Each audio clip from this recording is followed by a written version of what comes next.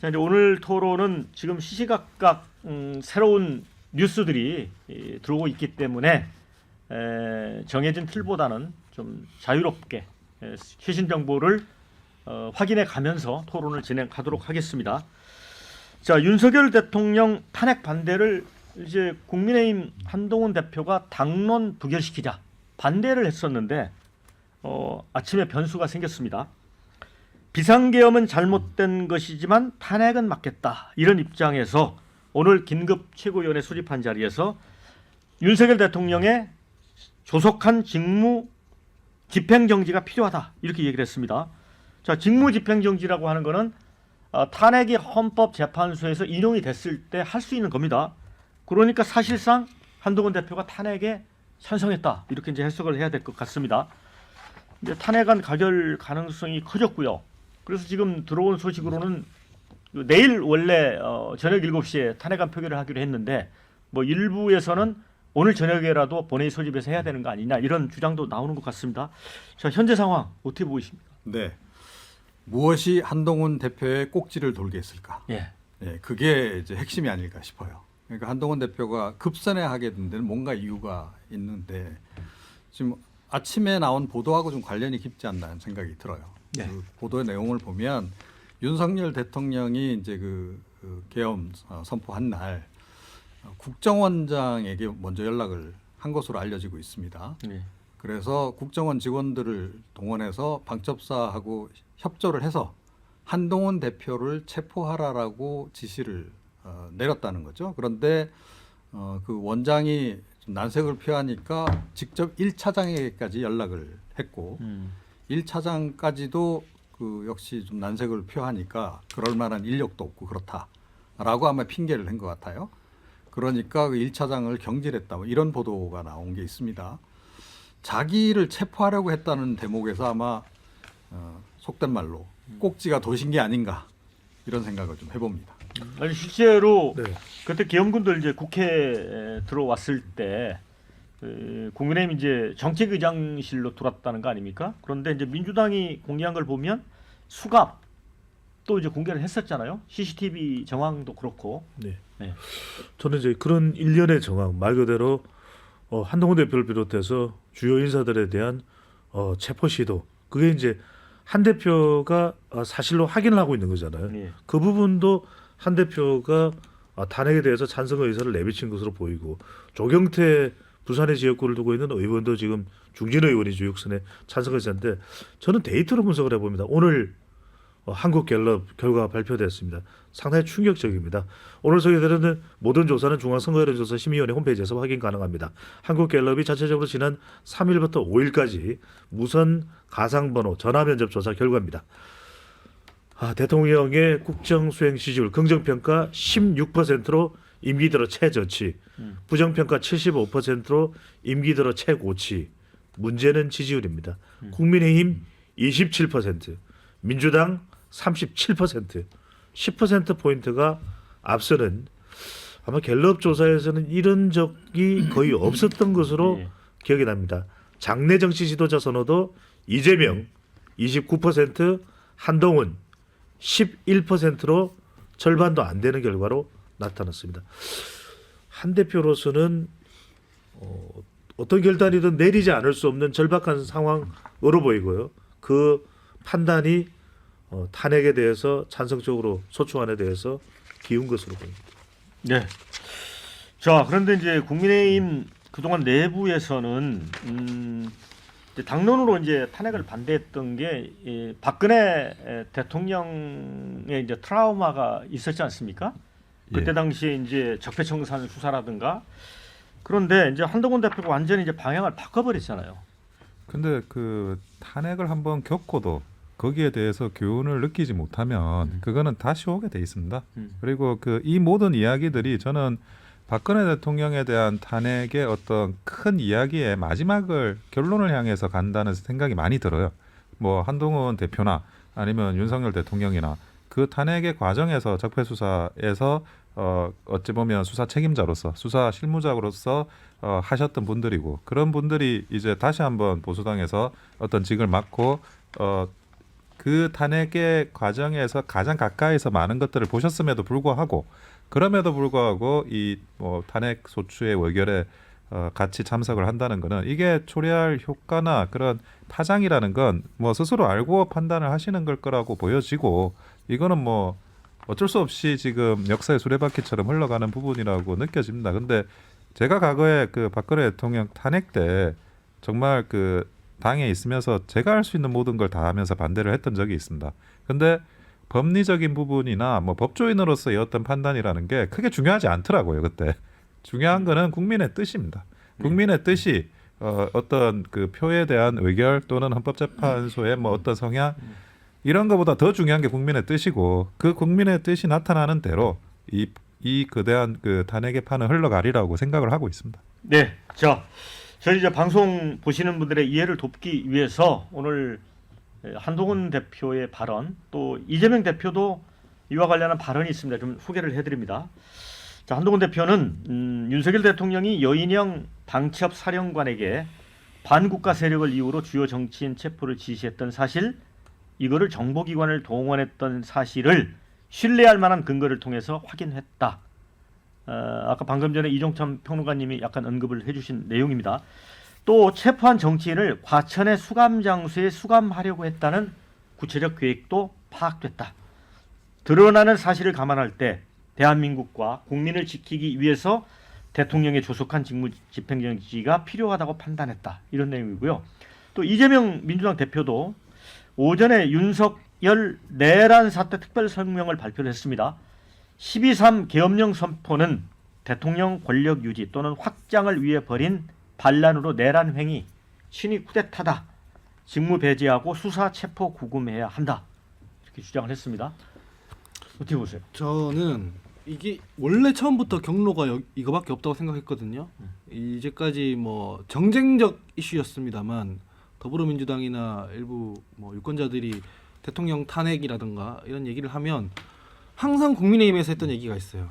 탄핵이라는 건 정치적으로 뭘 할 수 있는 게 아니라 법률적으로 의율할 수 있는 위법 사항이 있어야 된다 이랬거든요. 근데 뭐 비상계엄 발동하던 그날 윤석열 대통령이 위법하고 위헌하게 계엄을 발동했다고 한동훈 대표가 말을 했습니다. 위법하고 위헌한 계엄을 발동한 것에 대해서 법률적인 뭔가 조치가 필요한 거거든요. 그래서 처음부터 이 길밖에 없었다고 생각하고 저는 글쎄요, 전 보수 진영에서 탄핵 트라우마라는 용어를 쓰는 게 사실 좀 거슬립니다. 박근혜 대통령 탄핵 당한 원인이 뭡니까? 박근혜 대통령 본인입니다. 박근혜 대통령이 국민이 위임한 권력을 헌법에 따라 사용하지 않고 뭐 국정을 농단하고 국헌을 문란하게 했기 때문에 탄핵을 당한 거지. 이걸 마치 국민들이나 뭐 다른 정당에 의해 외상후 스트레스 장애를 입었다는 식으로 얘기를 한단 말이에요. 대통령이 실책을 해서 뭔가 교정하거나 질타를 하거나 이래야 되는 상황이 늘 탄핵 트라우마를 얘기하는데 탄핵을 당했음에도 불구하고 유권자들이 기회를 줬으면 앞으로 이런 일이 생기지 않도록 대통령이 헌법에 따라 국정 운영을 하도록 해야 되는데 묻지마 실드를 쳤단 말이죠. 그래서 저는 애초부터 이 길이 정해져 있었다고 생각합니다. 네. 자, 댓글 좀 소개를 해드리겠습니다. 한동훈 대표 다시 봤다. 오늘은 정상 같다. 그런데 내일은 또 어떻게 바뀌는 거 아닌? 이런 의견 주셨고요. 자, 어제까지는 탄핵 반대한다더니 자기 잡아간다는 소식 접하고는 탄핵 찬성. 이러니까 간동훈으로 부르는 거다. 이런 의견도 주셨습니다. 한동훈은 윤석열과 경쟁자다. 윤을 탈당시키고 본인이 당을 장악하려는 게 다 보인다. 자, 2차 계엄 제보 많이 들어온다. 민주당도 11시 30분에 의총한단다.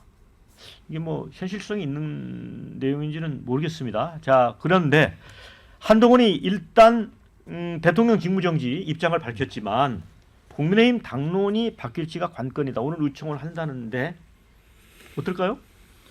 그러니까 한동훈 대표가 일단 이런 의지를 만약에 분명히 가지고 있다면 친한계는 함께 행동을 할 가능성이 높죠. 그러니까 지난번에 그 18명. 계엄 해제안에 18명이 네. 찬성 투표를 그 던졌잖아요. 사람들은 같이 움직일 가능성이 높다. 이렇게 보면 일단 그 가결될 가능성이 가결 높아 보인다. 가능성이 굉장히 높아진 상태고 지금 이렇게 상황이 돌아가면 안 그래도 친윤계들 중에서 지금 막 고민을 하고 있던 사람들도 동조할 수 있다. 동조 대열에 의외로 대거 동참할 가능성이 있다.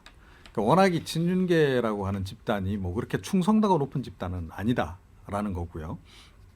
뭐 그 중에 이제 대통령하고 특별히 인연이 있는 사람들 일부 제외하면은 사실은 이해관계로 이렇게 얽혀 있는 그런 그 상황이기 때문에 지금 이 국면에서는 자기가 어떤 선택을 하는 게 유리할지, 그래야 다음번에 어떻게 국회의원 한 배지를 한 번 더 달지, 이거에 초집중할 거다라고 저는 보고요.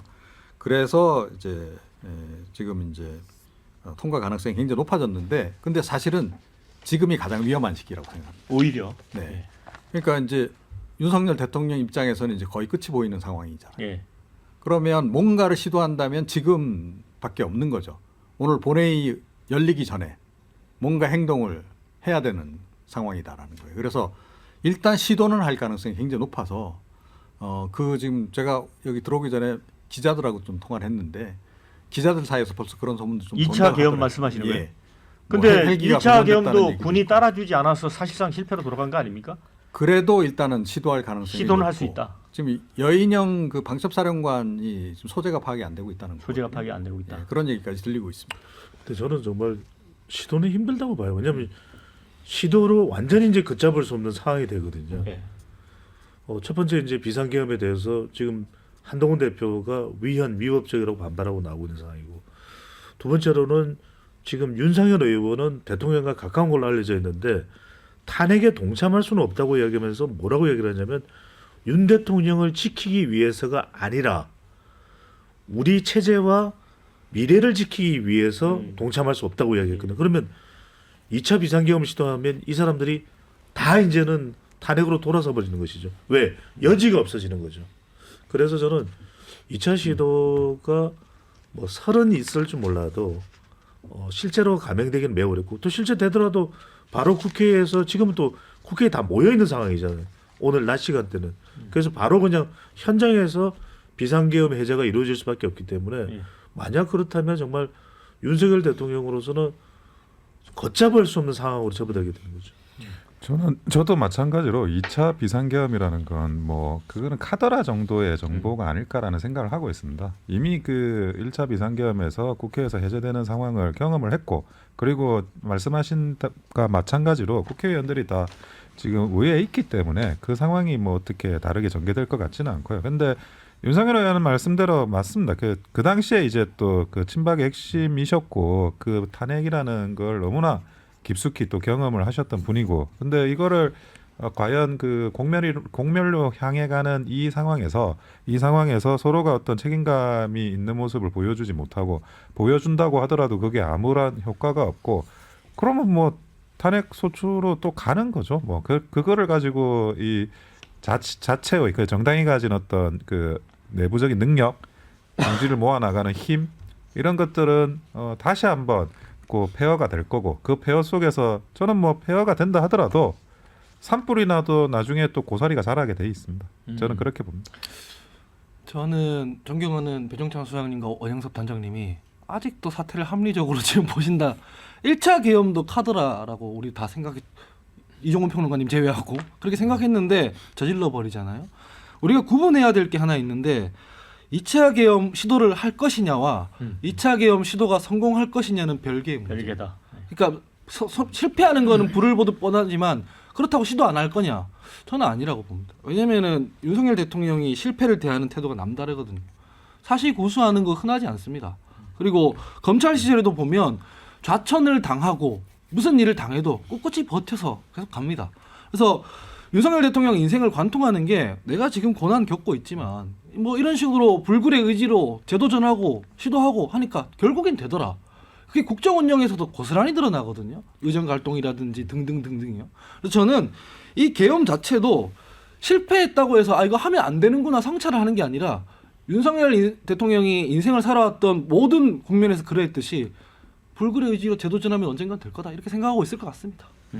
자, 그런데 이제 한동훈 대표가 사실상 이제 탄핵적으로 방향을 틀었지만 그 전에 이제 그 국민의힘 내부의 이제 중진 의원들, 특히 이제 권성동 의원 같은 경우는 2016년 박근혜 대통령 탄핵 당시에 국회 소추위원장을 했었단 말이죠. 이제 검사 역할을 했었어요. 그런데 뭐 나경원 의원 같은 경우도 우리가 이제 탄핵에 찬성을 했지만 그래서 디커플링을 했는데 국민들은 그거를 인정해주지 않았다. 그래서 이제 탄핵에 찬성했던 의원들이 마음을 많이 돌렸다고 해요. 그런데 한동훈 대표가 이제 자신에 대한 체포 명령을 확인했다라고 하면서 이제 방향을 틀었는데, 그런데 그 과정에서 보면 당시에 탄핵을 주도했던 유승민, 그다음에 김무성 이런 분들이 정치적으로 고전을 하고 있잖아요. 근데 한동훈 대표가 이렇게 틀었단 말이죠. 이거는 어떤 의미가 있다고 보세요? 그러니까 뭐 일단 화가 좀 많이 났겠죠. 예. 거기에 더해서 이제 이게 자칫 잘못하다가는 나도 이 윤석열 대통령하고 한데 그 물결에 휩쓸려 나갈 수 있다 이 생각을 좀 하지 않았을까 싶어요. 그러니까 사실은 이번에 한동훈 대표가 결정적인 패착을 한 것이 뭐냐면 이 탄핵안에 대해서 이 반대 당론 정한 것, 예, 그걸 끝까지 막지 않았던 그 부분이라고 저는 봅니다. 그 직전에 그 계엄 이제 실패하고 나서 대통령하고 만났잖아요, 한동훈 대표가. 저는 거기서 둘이 좀 내밀한 얘기를 나눴을 가능성이 높고 거기서 어쩌면 딜을 했을 수도 있다라고 봐요. 그러니까 탄핵안에 반대 당론을 해주는 대신에 당원 게시판 최근에 뭐 본인과 관련해서 뭐 의혹이 많이 불거졌던 것 그것도 그냥 퉁치고 넘어가자 이렇게 정리를 했을 가능성이 높다고 봅니다. 근데 그 대목이 이게 제가 보기엔 결정적인 패착이라는 거죠. 그 순간 이 한동훈 대표는 윤석열하고 묶여버린 거고요.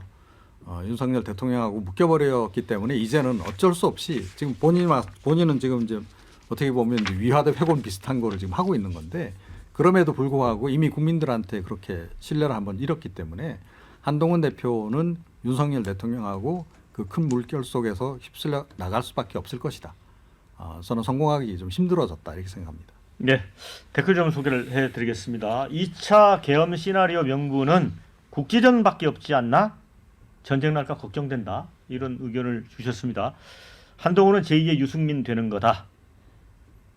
자, 탄핵 위법하다 해놓고 탄핵 반대 당론 되는 게 비겁하다. 손가락질 당하니 국회의원 아닌 한동훈은 입장 명확히 한 것뿐. 탄핵안 통과는 안 될 것. 이런 또 혼란스러운 의견도 주셨고요. 자, 이재명 대표에게 대통령 날개를 달아준 게 가장 가슴 아프다. 뭐 보수층 지지자인지 모르겠습니다. 이런 의견도 있습니다. 그렇죠. 왜냐하면 아까 제가 말씀드렸던 그 데이터들을 보면은 급격히 지금 한쪽으로 무너지고 있는 상황이거든요. 대통령 긍정 지지율은 16%, 국민의힘 지지율은 27%, 한동훈 대표의 차기 정치 지도자 이 경쟁력은 이재명 대표의 절반도 안 되는 11%. 그러니까 한동훈 대표가 선택한 것은 결별인 것 같아요. 이제 보도된 바에 따르면은 탄핵 찬성 쪽으로 이제 찬성 쪽으로 이제 돌아선 것이기 때문에 그럼 김건희 여사 특검법도 찬성이 되는 것이고 그동안 미적됐던 정치적인 사안들에 대해서 다 이제는 윤석열 대통령과 선을 걷는 것으로 이제 가는 것이거든요. 본인에 대한 체포조도 있지만 이게 그동안 켜켜이 쌓여왔겠죠. 그러니까 이제 문제는 뭐냐면 그럼 이제 국민의힘 내부일 겁니다. 당내 분열 상황이 벌어질 수밖에 없을 것이고 그 다음에 친한 친윤으로 이제 당이 쪼개지는 거 아닌가. 사실상의 분당 상황이 이제 벌어질 수밖에 없는 거죠. 왜 탄핵 소추로 가게 되면 6개월간은 이제 헌법재판소에서 심리를 하는 동안은 직무정지거든요. 근데 지금 대통령이 아직 탈당은 안 한 상태거든요. 그러면 이제 서로 간에 이제 당 내부 싸움은 더 거칠어질 수밖에 없겠죠. 한동훈 대표를 향해서 당신이 지금 상황을 책임져라. 또는 친윤들에 대해서 대통령을 이렇게 만든 건 당신들이 아니냐. 그러니까 급격히 보수 상황이 무너지는 상황인데 한동훈 대표는 더 늦어지면 안 된다고 판단한 것 같아요. 지금 이 시점이 윤석열 대통령과 결별, 헤어질 결심, 결단 내린 것으로 보입니다. 자, 조금 논의를 좀 확장해 보기 위해서 이런 부분 아까 이종훈 평론가 말씀하셨지만 홍장원 국정원 1차장을 이제 계엄 선포 직후에 체포하라고 대통령이 지시를 했는데 거부를 하니까 경기를 했다고 하잖아요. 그런데 한동훈 대표를 체포하라고 지시한 것 자체가 대통령이 여당 대표를 체포하라고 상식적이지가 않잖아요. 물론 이제 정치적 입장은 달랐지만 그래서 여기에 사감이라는 게 사적 감정이라는 게 개입됐다. 그런 부분. 그다음에 우리 포고령에 보면은 전공의들 현장 복귀 안 하면 처단한다는 게 있잖아요. 자, 이것도 이제 의료인이 포고령에 뜬금없이 등장하는 부분, 이거 관련해서 대통령이 이 전공의들에 대해서 굉장히 어떤 감정이 나빴구나, 그런 이제 사감, 이런 부분이 있잖아요. 정치인들 행동 있지 않습니까? 그게 공익이나 공리나 이런 거보다 그 정치인의 개인적 욕망과 공포심이 어디 있는지 보는 게 더 읽기가 편해요. 어제 가령 정치인은 아니지만 검찰총장이 이거 수사한다고 막 그러잖아요. 그게 어디서 나오는 동기냐면 나는 살아야겠다는 동기에서 나오는 거예요. 그러니까 지금 이를테면 국무위원들 같은 경우에도 나는 몰랐다고 하거나 나는 반대했다고 하잖아요. 그게 아니면은 나중에 처벌받을 때 다 내란 수계로 묶이거든요. 네. 마찬가지인데 지금 보수 진영에서 착각을 하고 있는 것 같아요. 박근혜 대통령 탄핵 사례를 떠올리는 게 아니라 전두환 사례를 떠올려야 돼요. 박근혜 대통령 같은 경우에는 헌법과 법률에 따라 통치를 안 했다는 이유로 파면됐지만 내란은 아니거든요. 근데 보수 진영에서 탄생한 대통령이라고 묶이지만 전두환 대통령 비판하고 비난하고 한다고 배신자 프레임 씌워지는 경우 있습니까? 없단 말이에요. 이거는 지금 차원이 다른 문제란 말씀이죠. 그래서 한동훈 대표 본인도 지금 무슨 사감이 섞였을 수도 있겠으나 조금만 이성을 찾고 공포를 누르고 생각을 해보면 이 경우는 박근혜 대통령 탄핵 사례가 아니라 전두환 사례에 가까워질 것이기 때문에 보수 진영에서 만약에 이게 뭐 자기 진영 챙긴다고 해서 뭐 탄핵 뭐 약간 주저주저한다? 아마 진영 자체가 괴멸할 거라고 저는 생각합니다. 근데 그 말씀 좀 동의를 해요. 그러니까 사감 말씀하셨잖아요. 윤 대통령이 정말 뒤끝 장렬이다라고 저는 생각을 해요. 그래서 한번 자기 마음에 안 들면, 그러니까 뭐 정치적인 계산도 별로 이 부분에서는 못하는 것 같아요. 그냥 곧바로 그냥 즉흥적인 반응을 보이는, 바로 그 앞에서 경로하고 화내고, 그리고 막 그냥 아주 그냥 직선으로 질러버리고, 이런 것이 이번에 포고문에도 여실히 묻어나고요. 저는 전공의 관련 부분은 윤석열 대통령이 직접 워딩을 불러줬을 가능성도 높다라고 생각합니다. 그 포고문 아마 들고 갔겠죠. 포고문 이렇게 나갑니다라고 참모진이 누군가 아마 작성했을 것 같고, 국방부에 작성 안 했다고 하잖아요. 그러니까 대통령실에 뭐 안보실에 누군가 작성했거나 했겠죠. 들고 간 거 보고 이것도 넣어. 이랬을 가능성이 지금 굉장히 높다.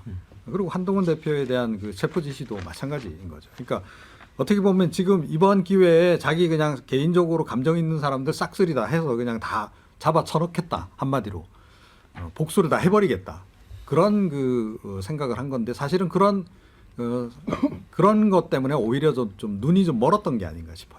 전 두 가지는 좀 말씀드려야 될 것 같습니다. 이제 데이터 분석하다 보면 빅데이터로 분석할 때 특정 연구 하나가 계속해서 부각되는 상황이 있거든요. 저는 첫 번째 이게 범주화의 오류라는 거죠. 그러니까 처단이라고 하는 표현에는 자주 또 빈번하게 윤석열 대통령의 경로가 떠오르게 되거든요. 그러니까 처단, 이 포고령을 작성한 사람은 대통령이 원하는 방향은 처단일 거야. 그러니까 범주화의 오류죠. 그러니까 이제 반국가 세력이라고 하는 범위를 만들어 놓고 여기에 한동훈 대표까지 포함이 된 거죠. 그러니까 대통령의 의사와 반하는, 바로 여기서 이제 사감이라는 게 작동되죠. 그래서 이것들은 다 집어넣어서 반국가 세력이다. 그러니까 반국가 세력의 야당만, 또는 이재명 대표만, 또는 조국 혁신당 대표만 들어간 것이 아니라 한동훈 대표까지도 포함이 돼버린 거죠. 또 두 번째는 뭐냐면 불통의 극단화입니다. 그러니까 서울법대에 또 논의만 하더라도 이 지경까지는 안 갈 수 있는데, 그것도 더 범위를 좁혀서 충암고가 돼버린 거죠. 그러니까 충암고를 해서 지금 떠오른 인물들, 이 계엄령에 대해서 그나마 좀 알고 있는 사람, 지금 심지어는 박한수 전 계엄사령관도 몰랐다. 포고령의 내용이 뭔지도 몰랐다. 계엄 선포가 뭔지도 잘 몰랐다. 이 계엄군이 어떻게 장비를 갖추고 가는지도 몰랐다. 계엄사령관이 아무것도 몰라요. 그러니까 불통의 극단화다 보니까 충암고에서 이상민 장관, 김영현 전 장관, 이런 식의 상황이 벌어지는 거죠. 자, 댓글에 이제 충암고 망했다, 선배들이 똥치를 했으니 후배들이 얼굴을 어떻게 들고 다니겠나, 이런 의견이 있는데, 그 충암고 이사장이 여성분이더라고요. 그런데 이 나쁜 동문으로 윤석열 대통령하고 김영현 장관을 직접 거명을 하는 페이스북 글을 봤습니다. 그 충암고가 이제 사립학교에서 버스가 있는 모양인데, 버스가 시민들한테 많이 시달리는 모양이에요.